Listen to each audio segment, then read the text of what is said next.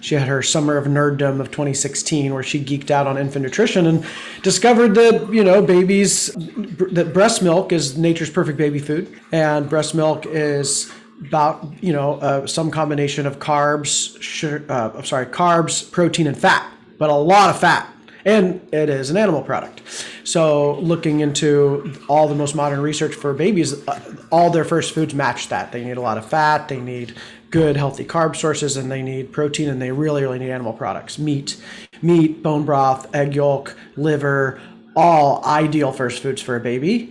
Their system can digest animal products better than really anything else because breast milk is the template for that.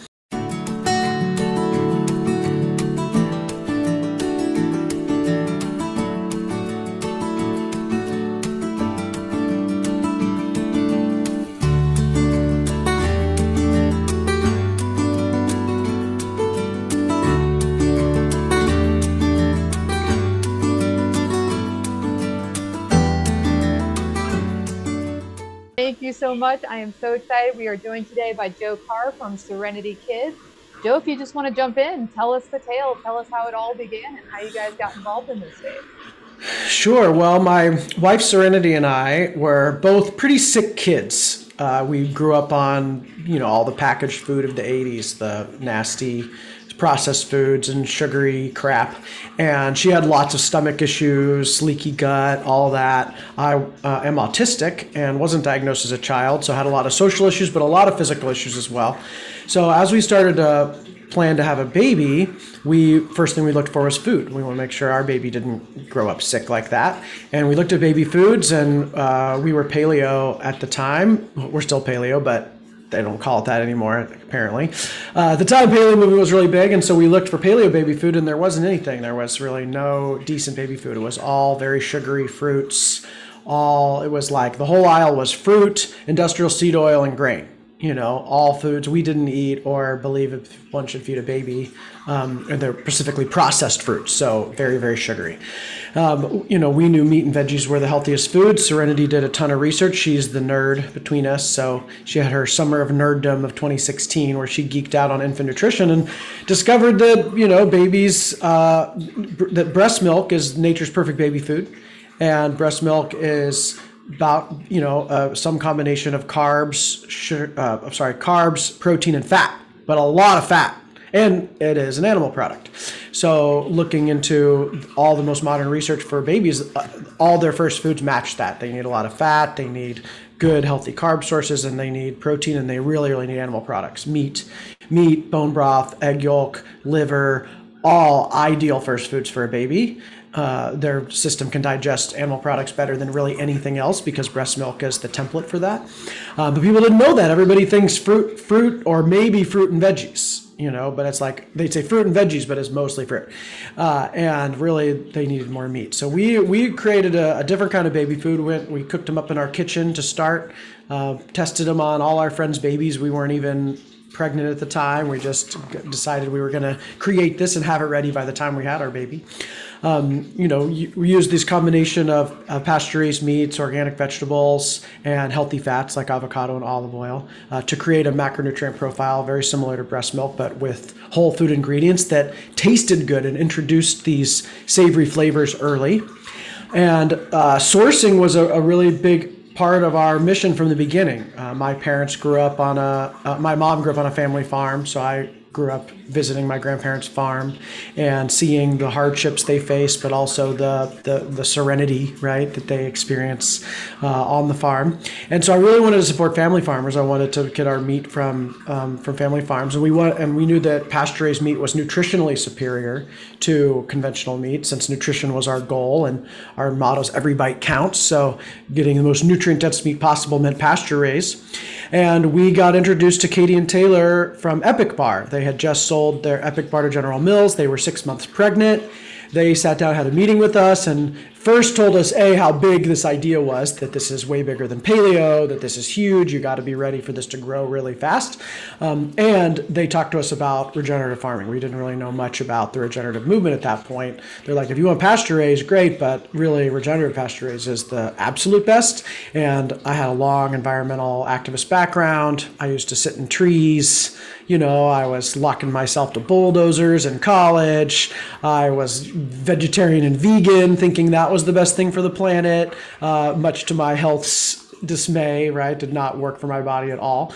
But I was very passionate environmentalist. So finding out that meat not only could be done in a way that wasn't harmful to the planet, but was actually good for the planet, was better, in fact, was essential to reversing climate change, was super revolutionary. And so we committed to that really early on and launched our products with grass-fed regenerative beef and, pasture-raised chicken and turkey and wild-caught salmon and these ingredients that really weren't on the baby aisle anywhere, that were very popular in the rest of the store, but nobody put them in baby food. And we made them taste really good, and we were willing to charge double the price. Ultimately, it cost a lot more to create this quality food, and retailers were a little nervous about it, but it totally worked. Parents were happy to pay more for real quality foods, and now we're the fastest growing baby food in the country. We're the fastest selling baby food in the entire natural food space, fastest selling at Whole Foods, at Target, at Kroger, right? And just continue to grow.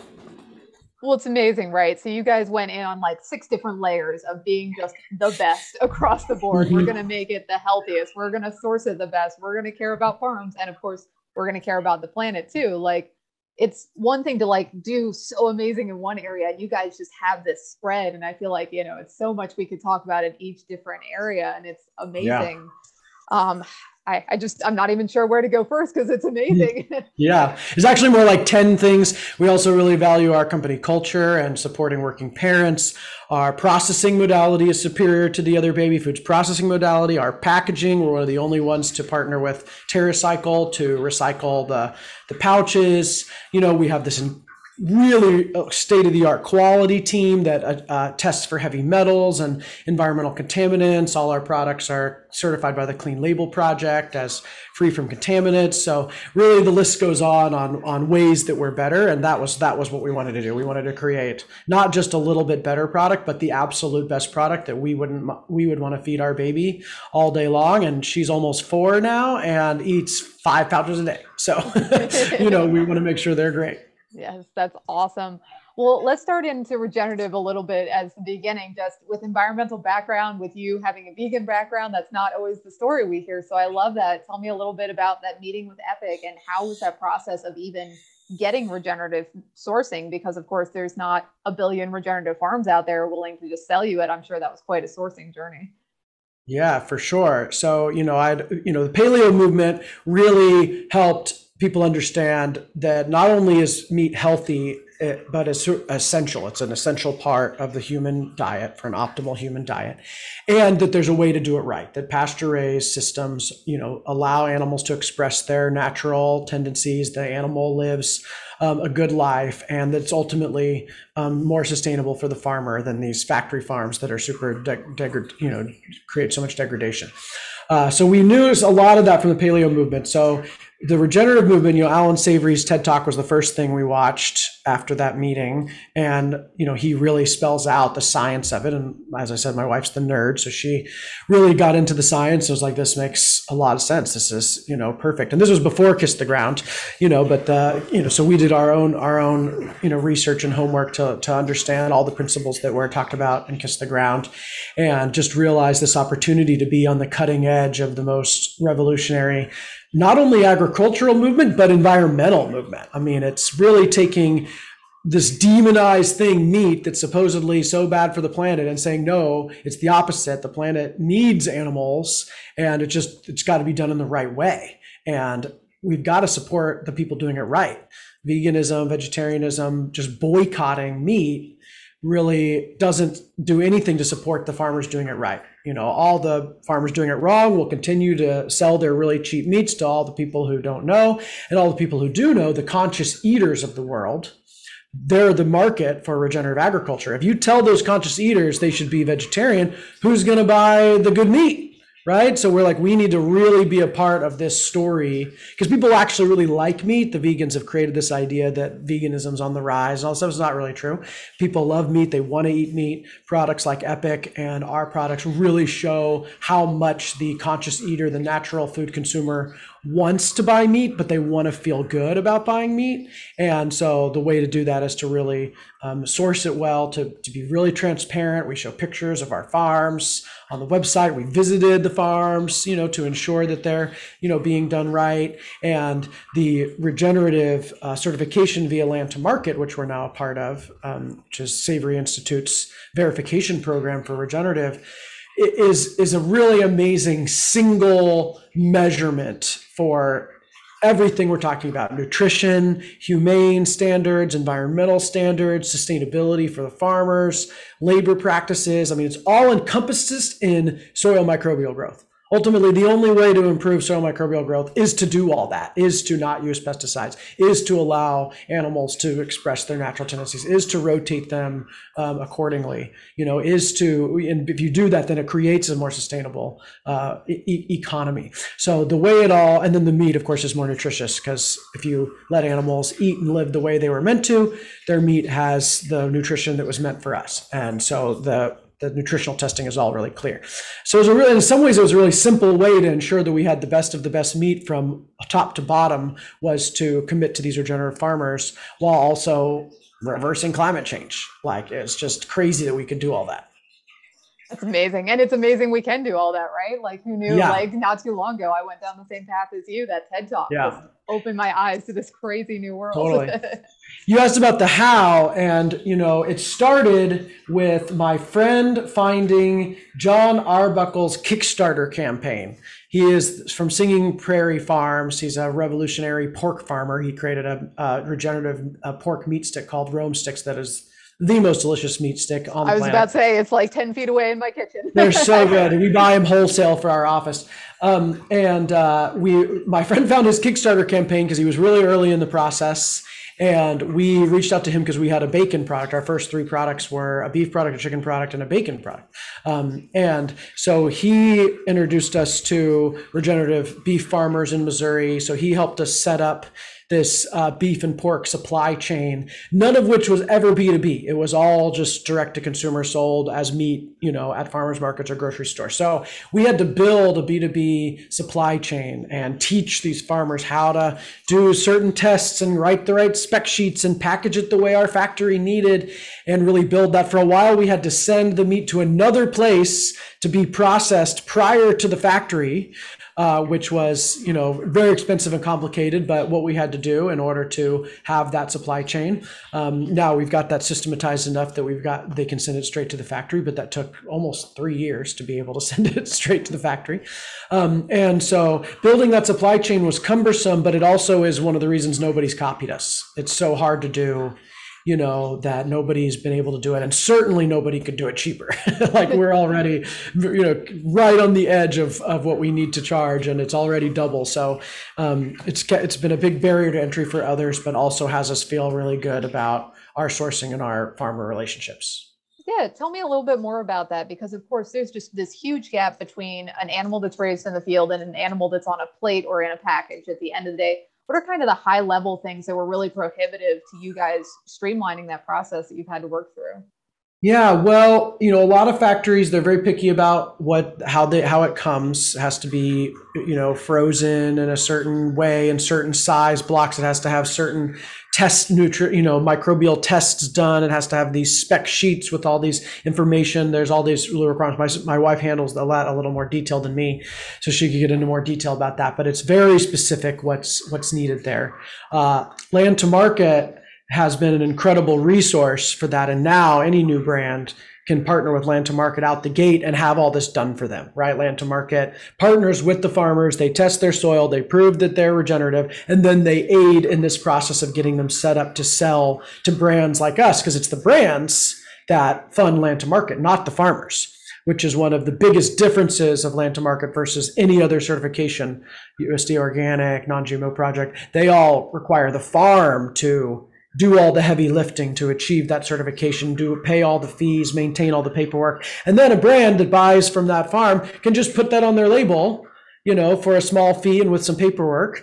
And then the brand benefits from that marketing story. And maybe they pay a little more, hopefully, but the bird's on the farm. So Land to Markets flips all that and says, we're going to have the brands lead this and fund this, and then we'll help the farmer set up, and then we provide you with efficient in-spec meat products that you can use in your product, and then you can pass the Land to Market label onto your package, which several of our meat products now have. We're the first Land to Market baby food, one of the first Land to Market products at all. I mean, I think there's like less than 100 brands total in the world that have it. So we're right on the cutting edge of working with them, and they're a huge support. Any brand who wants to create a regenerative supply chain should go there first. Like, that's your first stop.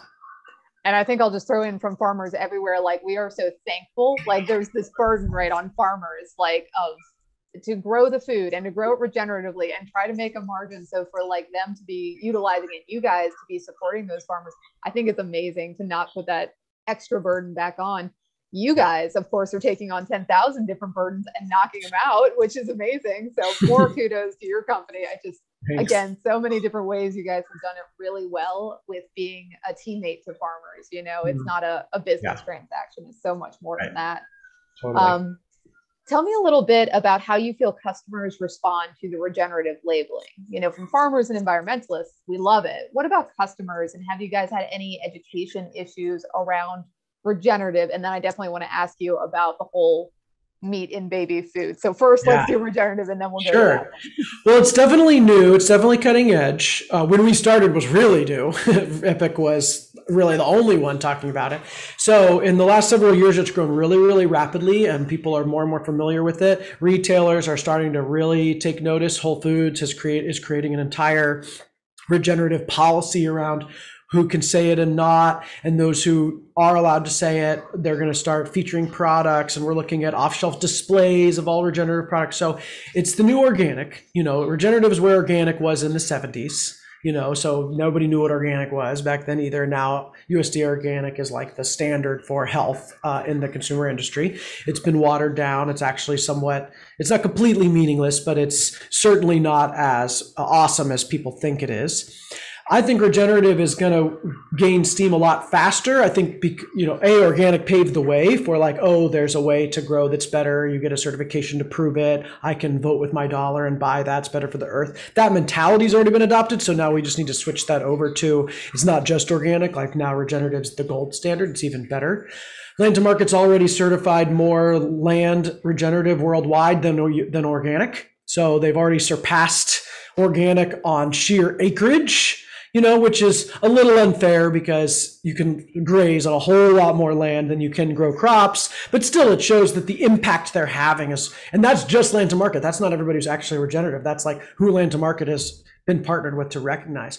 So there's a tremendous opportunity. And organic, it was a do no harm mentality, it was like sustainability. And regenerative is actually like, we improve the land, we're reversing the damage. And to me, that's a really, really compelling narrative, as well as what I hope catches on the most, and what I want to talk about all the time, is results-based certifications.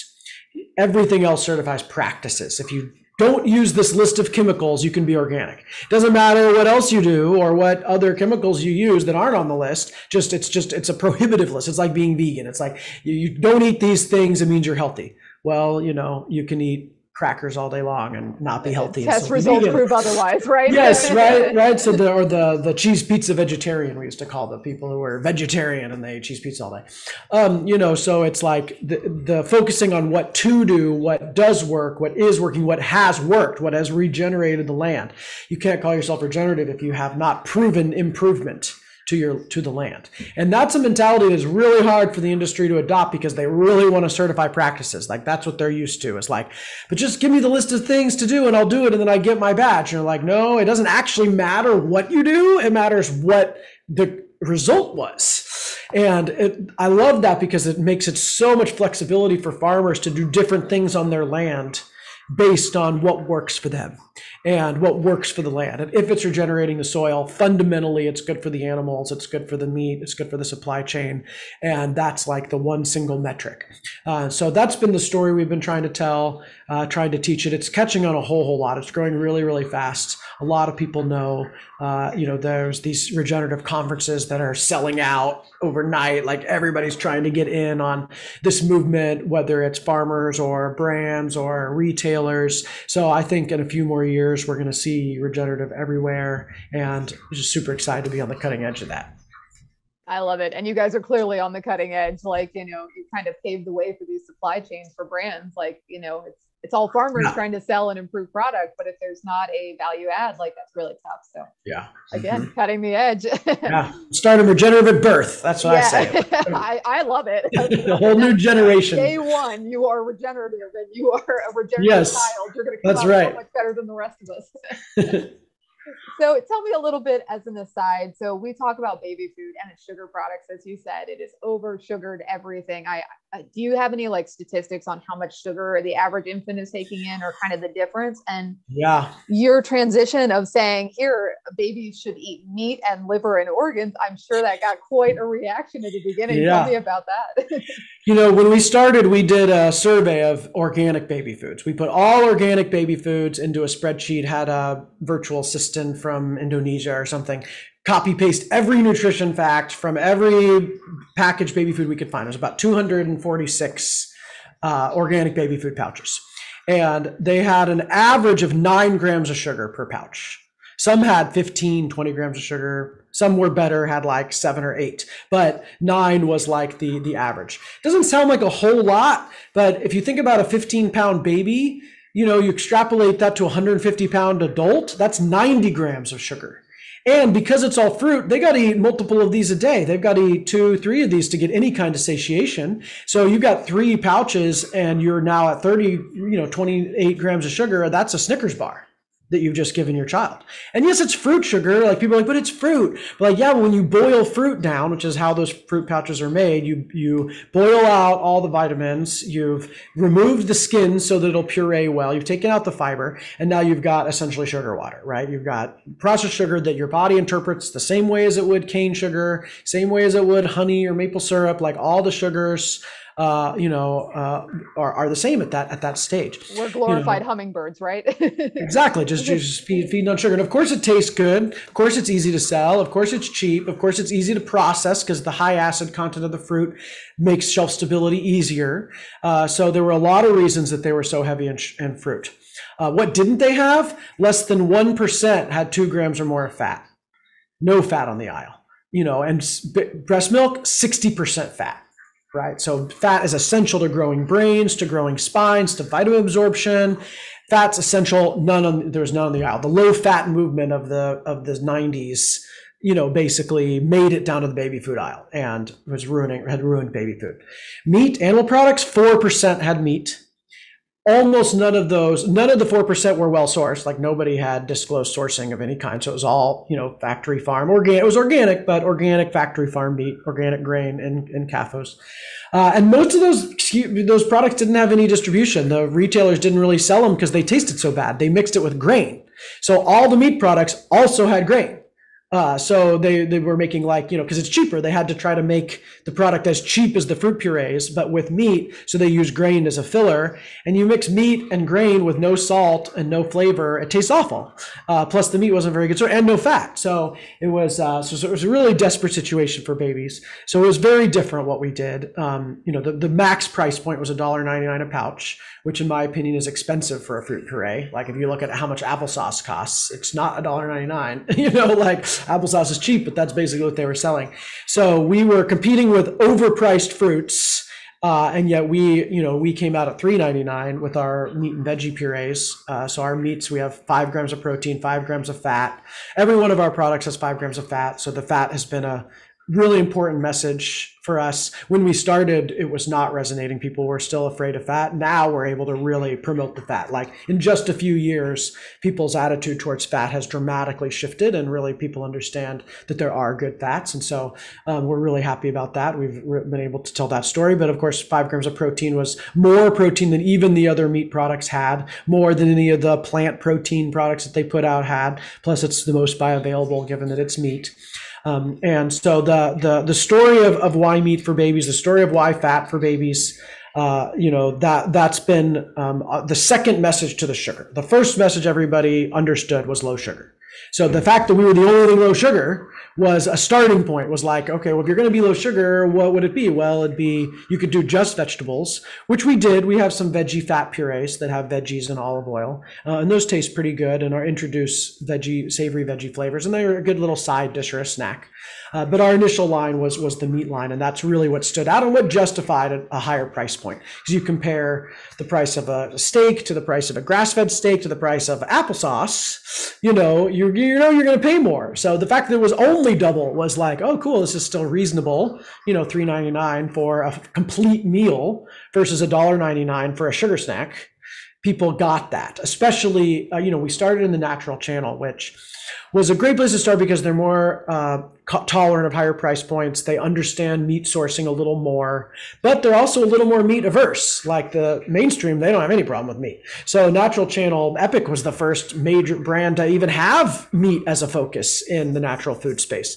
So they paved the way for meat and well-sourced meat, and we picked up on that trend with baby, and it really worked. People really, asked us a lot, like, when can babies have meat? That's one of the most common questions. Like, when can I feed these to our product? Like, as soon as they can eat food, they can eat meat, but we get asked that less and less now. More and more people are understanding. The USDA released a whole new infant feeding guidelines that emphasize the importance of meat, animal products, fat, how emphasize the importance of limiting sugar, and how much sugar kids have a day. The average toddler has 8 teaspoons of added sugar a day. So that's straight up cane sugar. Doesn't even include the fruit purees. And that's average toddler, eight teaspoons a day. It might even be tablespoons. I'm not very good with the numbers. It's a lot though. Way more. It's too much, right? Way too much. And a lot of that is from all the packaged snacks. You move on from these baby food purees into bars and melties and puffs, all of which have either added sugar or fruit sugar, and adds up really quick. And that's just on the baby aisle. You get into the rest of the food store, I mean, you've got Oreos and all these real, gummy snacks and fruit juices, all these these milks that are sweetened, all of which we're working on making. We're making products for all ages of children. That's our long-term plan, to change children's food, starting with baby. So we have our puff product, our grain-free puff that is free from grains, is made from vegetables. It's got olive oil. It's got dehydrated bone broth.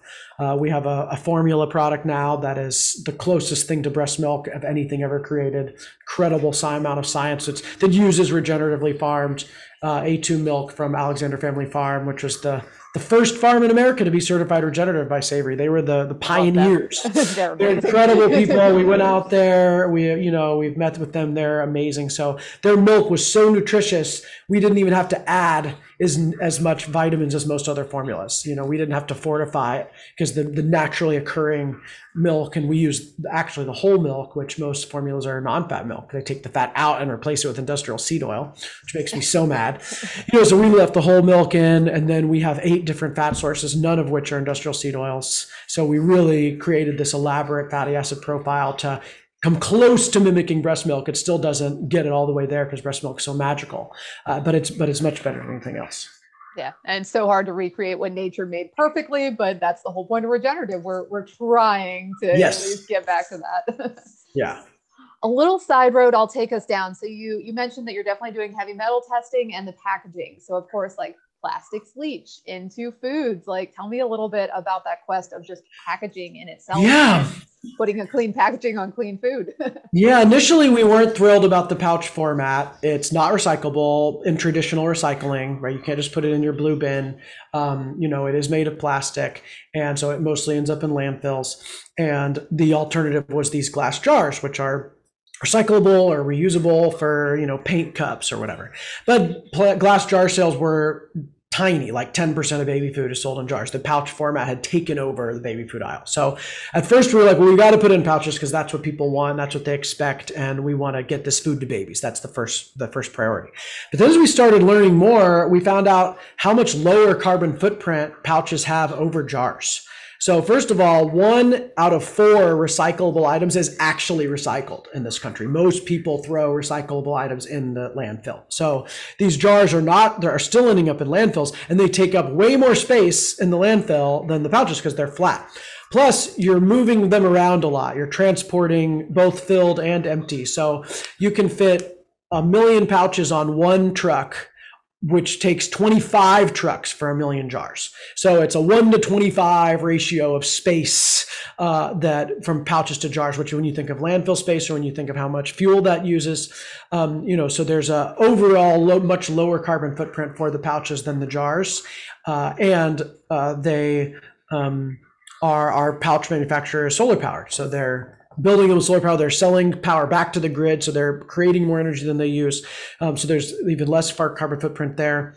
And then we partner with Terracycle, who that's a mail-in program. You can, for free, mail your pouches into Terracycle. They grind them up and make flower pots and composite plastic materials. So it's, most other plastic is shipped overseas and burned. Like when you recycle plastic, it's never made into other plastic. It's either ground up into composite like Terracycle does, or it's burned for energy, which is hard to argue that that's very responsible. So, anybody who knows a lot about recycling knows that plastic recycling is kind of a misnomer anyway. So we're actually, what gets mailed to Terracycle is always made into other stuff that's then used in a permanent way, park benches and playgrounds and so forth.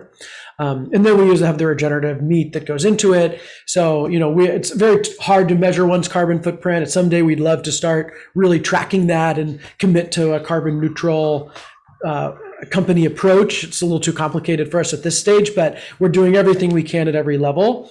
And then from the leaching standpoint, we just test very thoroughly for that. It's actually a foil lining on the inside. So, so it doesn't touch as much plastic as some plastic foods do. But we just test for the plasticizers. They're easy to test for. You can tell if they're there or not. Clean Label Project tests for them very thoroughly and has determined that our product is safe, that it doesn't leach in the beginning or over time. I love it. You guys there are so many levels, and every one, not only did you do your research, like you did your research and then like invented the other solution that wasn't there.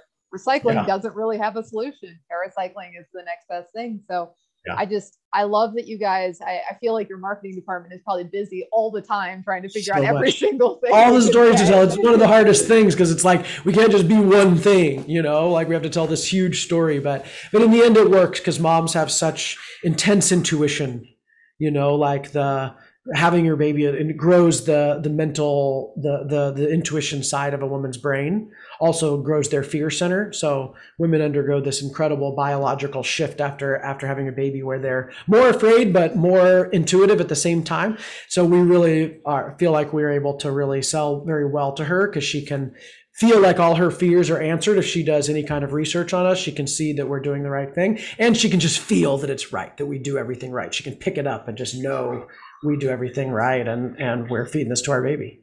I love it. And I feel like you guys should just be like, if there was the Parents of the Year award, it's clearly you guys, because not only was there a baby food product not available, you're like, well, I'm going to spend all my time making sure there is one available before I even bring the child into the world. So let's say like you guys get 100% on the committed parenting scale. I think our daughter would totally give us Parents of the Year award. So that's what matters. We're all voting for that as well. Yeah. Thanks. That's amazing.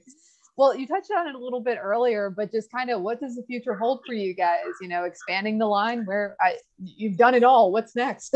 Yeah, the long-term vision is to be a leading children's food company. We want to be a leading natural children's food company with foods in all parts of the store for all stages of child's life, meals, snacks, drinks, all with our same principles of nutrient density, great taste, and convenience. So we'll focus on convenient packaged foods that are easy to prepare, that are genuinely nutritious, balanced macronutrient profiles, is animal products as much as possible, regenerative sourcing as much as possible, but that genuinely taste good, that kids really like and want to eat more. We call that the Serenity Trinity of nutrition, taste, and convenience, that when we nail those three, we can really make the biggest impact, because parents need packaged foods. There's no world where there's no packaged foods for kids. And so we, really, obviously fresh made foods are always best. We're not a replacement for fresh made foods, but we can really help in this packaged food space to not have to compromise and give your kids loads of sugar or grain or inflammatory food. In the short run, where there's a lot more baby products to make, we want to have products in every segment of the baby aisle. So we currently have all kinds of different pouches, veggies, meats, but we have a bone broth line that has bone broth and meat and veggies together. So pouches for really all ages, that the flavors really age up well, so that like our 4-year-old still eating lots of them. We think that elementary school kids could eat purees and pouches. Why not? Like if they taste good and they're nutritious, like let's see, their Go-Go Squeeze is marketing to grade school kids with fruit pouches. Why can't we sell them meat and veggie pouches, right? So we're always trying to like age up that story and looking at more pouch innovation that makes it even easier. So we've got some coming out next year that are even designed for more older kids. We have our grain-free puffs, which is a great salty snack for really all ages. A lot of adults eat it, but older kids can eat it. It's just a, hand-to-mouth salty snack that is actually, it's not that salty, but it's it's savory snack, I guess, but actually has nutrition. And then the formula, so we can get them started earlier. But there's a lot of other segments on the baby aisle. So we're looking at all those in development for other products. So next year you'll see some new pouches and some new formats come out. I love it. I love it on every single level. Well, I appreciate it so much, Joe. I appreciate your commitment to just doing everything better at every single level, from your child to the industry. I can't tell you how much it's just amazing to have your company in existence. So I appreciate it so much. Well, we appreciate your support, and everybody telling the story about regenerative is really important right now. You're farming also, right? So you're living it and popularizing it. It's hard to do both of those things. So well, from the farmer, the consumer, and everybody, it takes us all to be in this together, and we all need to be here. And this collaboration is amazing. Yep. Only got one planet. Yep. We're doing the best we can, right? Yep. Fighting for our survival. I mean, it's the survival of the species we're talking about here. So it's very heavy, but also very exciting. I love it. You guys are clearly setting a standard that we all can fight to. Like, if there's nowhere we're going, like, we know we want to do better, but you guys have already set up that system, and we have things we can all work towards and follow in your footsteps. Yeah, thanks. We hope to be a model for other companies to say, like, hey, you're small, you're a startup, you think that you can't change your sourcing, you absolutely can. Just do it from the beginning. People will pay more, and it's worth the effort, and to feel good every day about what you do, and ultimately better for business. I love it. Well, everybody listening, definitely go check out Serenity Kids. Keep an eye on them. Even if you don't have kids, this is clearly somebody who's changing all industries, and you can follow what they're doing. It's amazing. Yeah, thanks so much.